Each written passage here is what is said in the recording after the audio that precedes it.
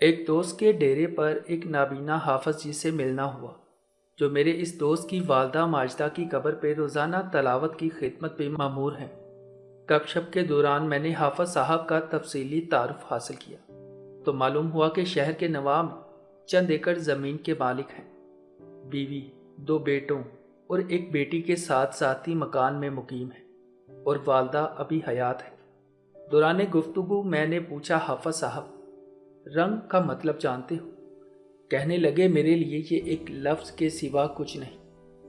ہاں، آنکھوں والے بتاتے ہیں کہ 2 بالکل ایک جیسی چیزیں دیکھنے میں مختلف نظر آئیں تو ان کا رنگ مختلف ہوتا ہے۔ میں نے کہا، حافظ صاحب کاش آپ دیکھ سکتے یہ دنیا کتنی خوبصورت ہے۔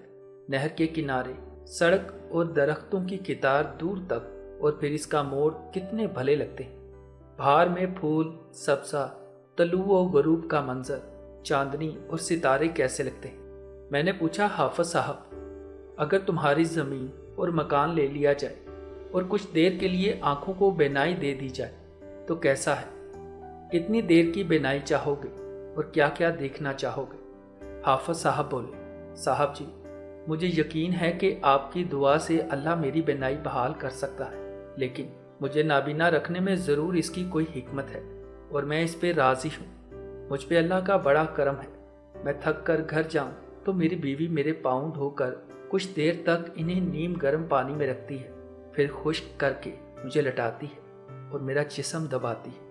میں پانی مانگوں تو 3 کٹورے آ جاتے ہیں۔ بیٹے کہتے ہیں پہلے ہم لائے ہیں، اور بیٹی کہتی ہے میں لائی ہوں۔ بیٹی میرے سینے پر لیٹ کر میری اندھی آنکھیں چومتی ہے، اور میری ماں نے مجھے بہت محبت سے پالا ہے اور ہر گھڑی دعائیں دیتی رہتی ہے۔ صاحب مجھے پھر بھی سودا منظور ہے، میرا سب کچھ لے کر مجھے بینا کرا دے۔ مجھے کہیں نہیں جانا، مجھے کوئی منظر اور رنگ نہیں دیکھنے۔ ہاں، میں کچھ دیر کے لیے اپنی ماں کا چہرہ دیکھنا چاہتا ہوں، اپنی خدمت شار بیوی، بیٹوں اور اندھی آنکھوں کو چومنے والی بیٹی کو دیکھنا چاہتا ہوں، صرف ایک بار۔